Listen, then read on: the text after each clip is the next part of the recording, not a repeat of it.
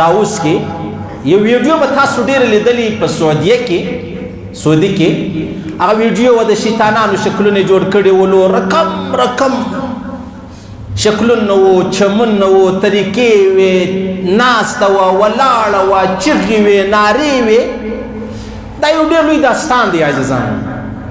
زموږ خلک مازې معمولي قدر یوه خبره واوري بیا د هغې خبرې څه دی اسمان پر سر باندې واخلي اسمان دغه خبره به زه داسې مختصره درته وکړم عزیزانو و دغه رسم ته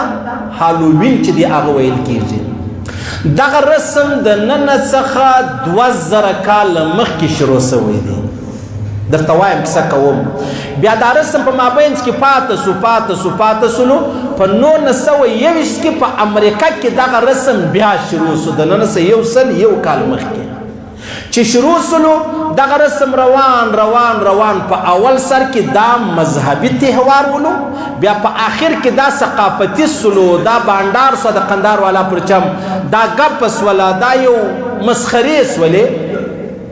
اوس داسې نه ده چې دغه 31 اکتوبر چې کوم دی 11 اکتوبر ورځ هلته دوی ورسره لیکلي په دا فیسبوک چیش کې د شیطان نړیواله ورځ لکه د مور پلار ورځ معلومه ده د مزدورانو ورځ معلومه ده د زنانو ورځ معلومه ده د تعلیم ورځ معلومه ده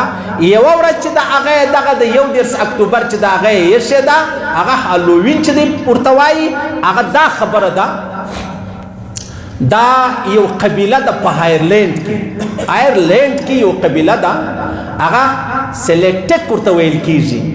د هغې قبیلې دا عقیده وه چې پر 11 د اکتوبر باندې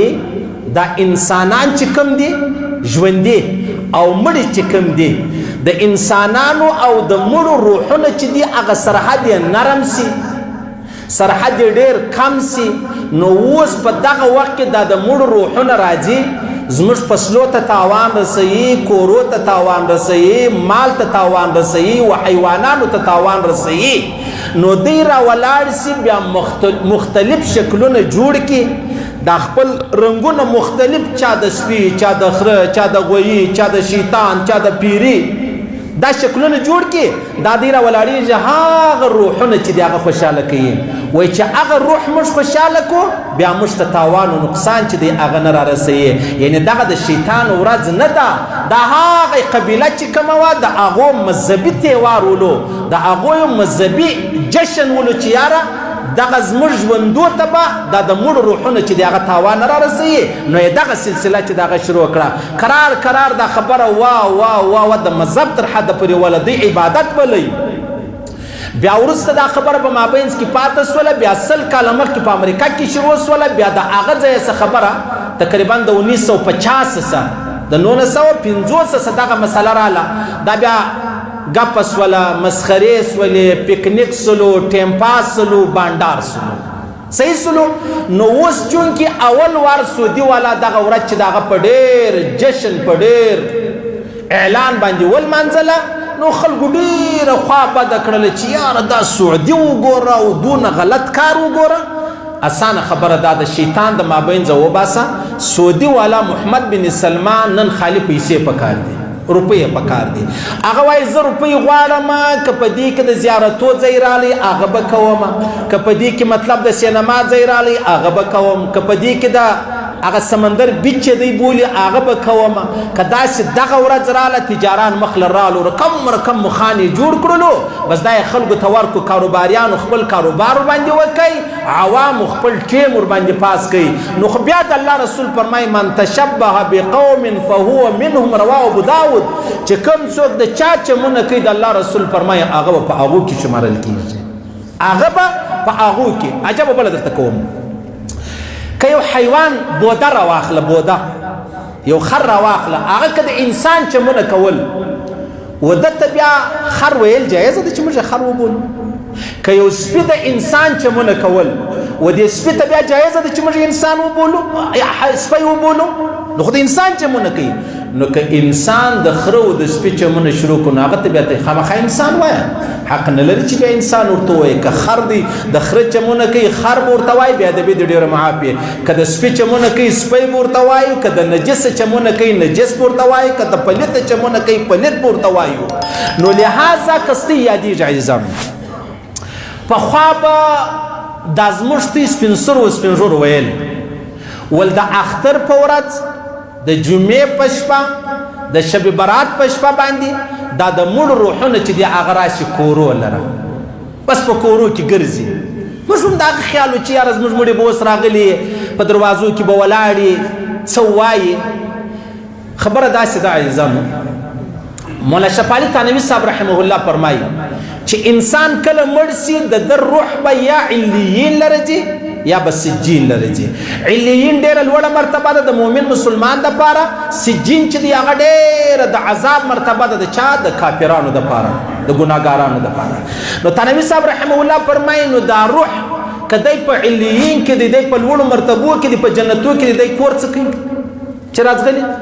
او که دی په جهنم کې دی نو بیا ملایکو څنګه را پرېښي دي دا څنګه کېدلی شي هغه د جنت څنګه رالی د جنت د نعمتو د لوړ مقامه څنګه رالی څه ضرورت لري او دغه د جهنم په اور سوځل کېږي هغه عالم برزخ چې کوم بلل کېږي په هغه کې په عذاب دی نو ملایکو دی څنګه کور ته را پرېښو دا یوه خبره شوله خو بیا احمد رضا خان بریلوي هغه وایي د عبدالله ابن عباس قول را نقل کړی دی وایي په دغه شپه چې یا د جمعې شپه یا اختر راواخه شب براعت راواخه روحونه راځي کورو لره نو دوی دا نارې وایي چې زموږ دپاره صدقه کوئ که نه کوئ زموږ دپاره خیرات کوئ که نه کوئ موږ ته دعاوې کوئ که نه کوئ خو والله اعلم صحیح سلو نو دلته چې دا کومه مسله روانه ده د شیطان مسله نه ده دا د روح مسله ولا بیا روح قرار راتله نن کوم ځای ته ثقافت ته ورسېدله یو مجلس ته ورسېده ګپې ته ورسېده یو تهوار ځینې جوړ شو د خندا نو معنا دا ده چې دا خلک شکلونه بدل کړي د خلکو کورو لره ورځي رقم نارې وایي چیغې وایي بغارې وایي د کورو دروازې ورټکوي موږ ته مټایي راکوي موږ ته خوراک راکوي که نه موږ ته تاوان درسوو موږ نقصان درسوو عجبه خبره ده که ستاسو یادېږي پخوا دا زموږ خلکو دا د موبایل زمانه نه و موبایل چیرې و ټي وي به چا درلودی هغه سپین ږیرو به دا زموږ خلکو کوي سپین ږیرو ته ما زه انسان سپین ږیرو سره پوښتنه کوم چې هغه څنګه څه وه نو هغه سپین ویښتان بیا ولګول ږیره به یې جوړه کړه بس هلایدک به د ځانه یو شی جوړ کړی بیا به یو کور لره ورغی دروازه به یې وټکوله بیا ډوډۍ ځینې غوښته سالن به یې ځینې غوښتی خوراک به یې ځینې غوښتی روپۍ به یې ځینې غوښتې کشنیان به په پسې ولو نارې به وي الله درب به اوس هم دا پشن دا خواته یو وخت موږ موټر کې را روان وو نو هغه څه نجونې وي هغو دغه یو شی جوړ کړی و هغه مډم یې بولې که څنګه هغه کښنۍ چې جوړه کړې مخ یې نه در ښکاره کوم دا د هغه د نه ما کښنۍ نجون ته یې 500 روپۍ ورکړې مال ته دا مخ را ښکاره کړه نو نجونې سوې 500 روپۍ ورکړې پاته سوه نو نارې سوې جنګ سو بغارې سوې ویې مات یې راله که ما ستاسې مشر نه دی معلوم زه چا ته ورکړم هغه سپین ږیرکی خبره راله هالووین ته چې دغه ودرېدل صحیح په خبره سر خلاص یا کسته یادېږي پخوا خو د مسجدانو کې به طالبان ډېر وو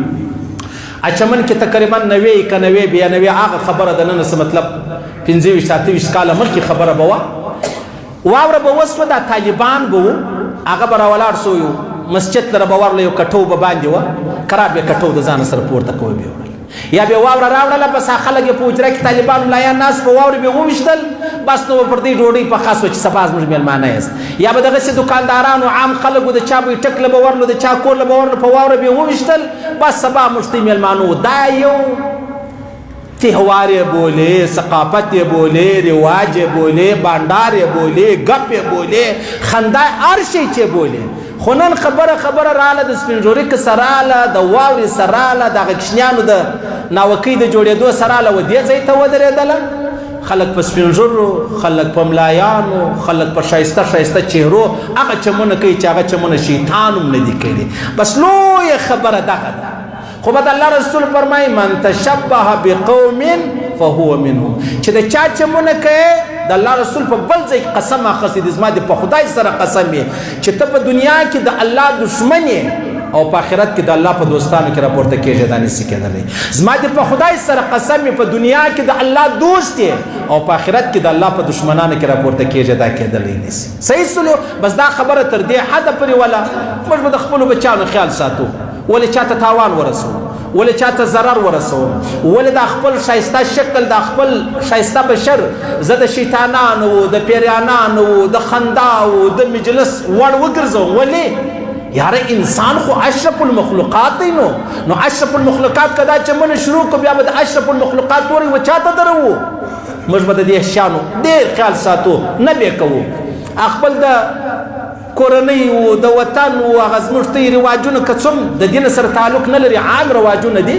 که هغه وسي تنګېدل نه وي زیرېدل نه وي ذلت نه وي د چا کور خرابېدل نه وي بې پردګي نه وي څه ګنجایش پکې شته لیکن دا خبرې چې اوس کومې روانې دي دا ستړې خبرې دي دا د دینه لیرې خبرې دي دا به کرار بیا ډېرېږي بیا به خلک وایي دا د شیطان چم دی هغه ورځ را روانه ده چې خلک به بیا وایي زه د شیطان نور چمونه هم کوم شیطان څه چمونه کوي بیا پر روډ باندې د ښځو سره د کشنیانو سره د نارینهو سره د حیوانانو سره به نورې خبرې شروع څه کیسه ده وایي نن د شیطان ورځ ده نو لحاظه موږ د شیطان چمونه کوو د شیطان ورځ در اوسه راغلې لا نه ده هغه روح چې مې کوم در وښوی هغه مسله و خیر